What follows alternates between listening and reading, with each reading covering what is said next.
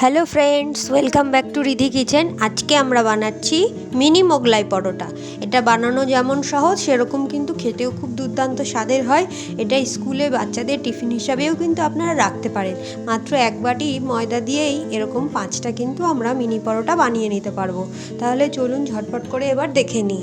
এর জন্য আমি প্রথমেই একটা ডিম নিয়ে নিচ্ছি। ডিমটাকে ফাটিয়ে একটা বাটির মধ্যে নিয়ে তারপর একে একে ডিমের মধ্যে আমি অ্যাড করে দিচ্ছি গোলমরিচের গুঁড়ো, সামান্য পরিমাণে লবণ, আর এর মধ্যে দিচ্ছি কেটে রাখা কুচনো পেঁয়াজটা খুব মিহি করে কুচাতে হবে। আর দিচ্ছি সামান্য পরিমাণে ধনেপাতা কুচি। আর যেহেতু এটা বাচ্চাদের টিফিনে যদি ব্যবহার করেন তাহলে সেক্ষেত্রে কাঁচা লঙ্কাটা নাও দিতে পারেন, আর না হলে এর মধ্যে লঙ্কার জন্য কাঁচা লঙ্কা দিয়ে দিচ্ছি। দিয়ে একটা কাঁটা চামচের সাহায্যে খুব ভালো করে কিন্তু ফাটিয়ে নিতে হবে। ফাটানোটা অবশ্যই করবেন, এতে করে কিন্তু মোগলাই পরোটাটা খেতে ভালো হবে। খুব ভালো করে ফাটিয়ে নেওয়ার পর এর মধ্যে দিয়ে দিচ্ছি আমি সামান্য পরিমাণ হলুদ গুঁড়োটা ফাটানোর পরে দিলে তাহলে আমাদের মেশাতে সুবিধা হবে। তারপর দিয়ে আমি রেডি করে এবার এটাকে রেখে দিচ্ছি।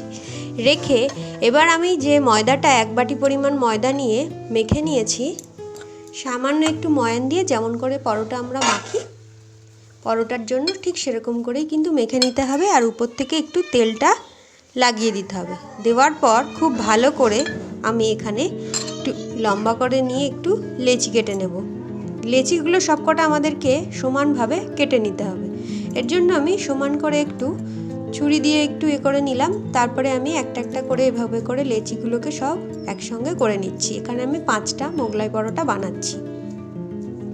গ্রাম অনুযায়ী মাত্র 150 গ্রাম ময়দা আছে এখানে। তো খুব ভালো করে আমি এই ময়দাগুলোকে কিন্তু মেখে রেখে প্রায় 10 মিনিটের মতো রেখে দিয়েছিলাম। তারপরে দেখুন এক একটা করে লেচি নিয়ে তার মধ্যে সামান্য পরিমাণে একটু তেল মাখিয়ে নিয়ে আমরা কিন্তু এটাকে একটু বড় করে বেলে নেব, পাতলা করে। এখানে বেলাটা যেরকম নর্মাল পরোটা বানাই তার থেকে কিন্তু একটু হালকা করেই বেলতে হবে। খুব ভালো করে আমরা এখানে পরোটাটাকে বেলে নিচ্ছি। যারা যারা আমার এই চ্যানেলে এখনও সাবস্ক্রাইব করেননি তাদেরকে একটাই রিকোয়েস্ট করব, সাবস্ক্রাইব করুন এবং ভিডিওটা পুরোপুরি দেখার জন্য অনুরোধ করলাম। খুব ভালো করে এভাবে করে আমরা কিন্তু একটু পাতলা করে বেলে নিচ্ছি। বেলে নেওয়ার পর যে গোলাটা আমরা তৈরি করে রাখলাম সেই গোলাটাকে একটু একটু করে এর মধ্যে দিয়ে কিন্তু আমরা মোগলাইয়ের মতো করে শেপ করে নেব। আমি এর মধ্যে কোনো বিস্কুটের গুঁড়ো অ্যাড করছি না, কারণ বিস্কুটের গুঁড়োটা এর মধ্যে দিলে খেতে ভালো হয় ঠিকই, কিন্তু বাচ্চাদের জন্য একটু বিস্কুটের গুঁড়োটা অ্যাভয়েড করাটাই ভালো। তো এবার এর মধ্যে আমি দিয়ে দিচ্ছি সামান্য পরিমাণে, মোটামুটি 2 থেকে আড়াই চামচ এর মধ্যে এভাবে করে দিয়ে তারপরে যেমন করে শেপ করে আমাদের মোগলাইটা বানাই ঠিক সেরকম শেপ করেই কিন্তু আমাদের মুড়ে দিতে হবে। কাজটা খুব সাবধানে করতে হবে যাতে আমাদের ডিমের গোলাটা বেরিয়ে না যায়। তারপরে এদিকে আমি ফ্রাই প্যানে তেল গরম বসিয়ে দিয়েছিলাম, ওর মধ্যে এবার একটা একটা করে এভাবে বানিয়ে কিন্তু ছেড়ে দিতে হবে। দিয়ে খুব ভালো করে উল্টে পাল্টে আমাদেরকে লাল করে ফ্রাই করে নিতে হবে। এই ফ্রাইটা খুব গ্যাসের ফ্লেমটা একদম লোতে রেখে খুব ভালো করে ফ্রাই করতে হবে, তাহলে আমাদের ভেতরে আর কাঁচা থাকবে না। আর এই সময় গ্যাসের ফ্লেমটাকে একদম লোতে দিয়ে রাখতে হবে।